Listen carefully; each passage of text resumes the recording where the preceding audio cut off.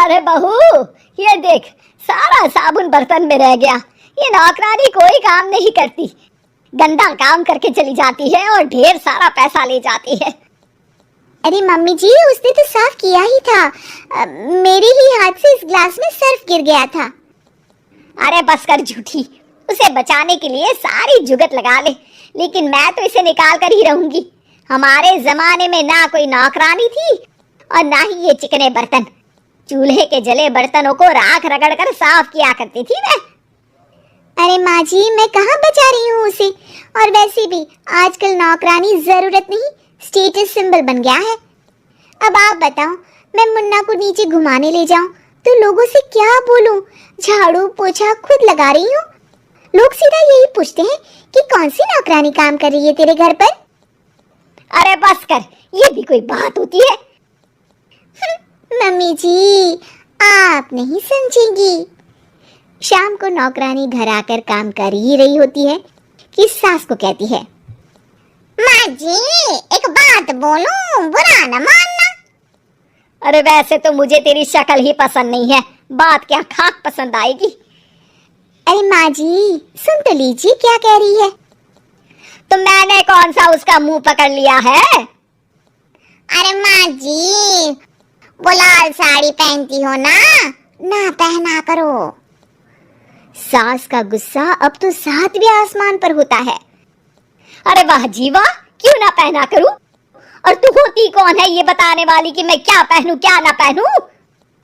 अरे माँ जी, पूरी बात तो सुन लो, वो बोलना क्या चाह रही है। अरे बुरा न मानो आंटी जी। अरे कौन है आंटी? अपनी उम्र देखी है तूने? 2-4 साल ही छोटी होगी मुझसे और मुझे आंटी बोल रही है। बहू सर पर हाथ रख लेती है। अरे अच्छी खासी उम्र दराज हो और आंटी ना बोलूं? मैं तुम्हारी बहू से भी 4 साल छोटी हूँ। क्यों दीदी? बोलती भी क्या, एक तरफ सास यानी पति की माँ, तो दूसरी तरफ नौकरानी जिसके बिना घर का काम नहीं चल सकता। वो दरअसल माँ जी की शादी में बहुत जल्दी हो गई थी ना। अच्छा ये झगड़ा छोड़ो, ये बताओ तुम माँ जी को लाल साड़ी पहनने से क्यों मना कर रही हो? वो ना, इनकी उम्र की सारी औरतें सोसाइटी में इनके लिए बात करती हैं कि तुम्हारी सास बुढ़ी घोड़ी लाल लगाम है। बहू को ये सुनकर गुस्सा आ जाता है। अरे वाह वाह, कौन बोलता है जी? खुद क्या है यहाँ की औरतें?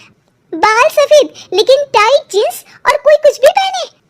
अरे पहनना हमारा निजी हक है, किसी को कुछ हक नहीं बनता कि वो मेरी सास के लिए कुछ बोले। मैं आज ही जाकर माँ जी के लिए लाल जींस लेकर आऊंगी, फिर देखो कोई क्या बोलता है। अरे चुप लाल जींस। अरे सुन नौकरानी के बच्ची, जाकर बोल दे उन लोगों से कि उन लोगों की तरह मैं उड़ती नहीं फिरती हूँ घर बार छोड़कर। अपने बच्चों और नाती पोतों में मन लगाती हूँ, ना कि सारा दिन ताश के पत्तों में आग गड़ाकर 3 पत्ती खेलूं। नौकरानी वहां से चली जाती है। वैसे बहू, नौकरानी के क्या फायदे हैं ये तो पता नहीं, लेकिन सबसे अच्छा तो ये कि पता चल जाता है कि कौन किसके लिए क्या बोल रहा है। सोसाइटी में तेरा नौकरानी रखने का इरादा बिल्कुल ठीक था। अगले दिन उन लोगों के घर की बेल बजती है। बहू दरवाजा खोलती है कि सामने कुछ औरतें खड़ी होती हैं। अरे बहू, कहाँ है तेरी सास? बुला जरा। अरे बहन जी, आप सारी एक साथ आइए आइए, कैसे आना हुआ? अरे 3 पत्ते खेलने आई हैं, क्यों खेलोगी? क्यों नहीं, वैसे भी बड़े दिन हो गए, एंटरटेनमेंट हुआ नहीं। बहू जा जाकर पकोड़े तो बना ला। अरे बस करिए, आगे कुछ पीछे कुछ। वैसे तो कहती है कि परिवार पर ध्यान देती है, हमारी तरह 3 पत्तियां नहीं खेलती।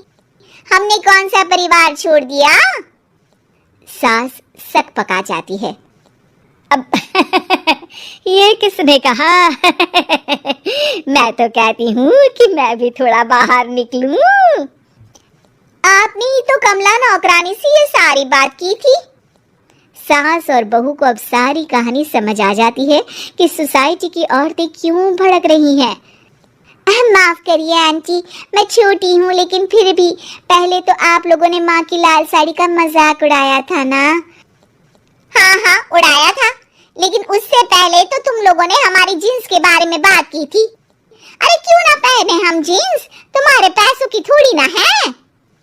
सास और बहू सर पकड़कर बैठ जाती है। देखा बहू, ये खेल कर गई तेरी नौकरानी, यहाँ की बात वहाँ तो वहाँ की बात यहाँ।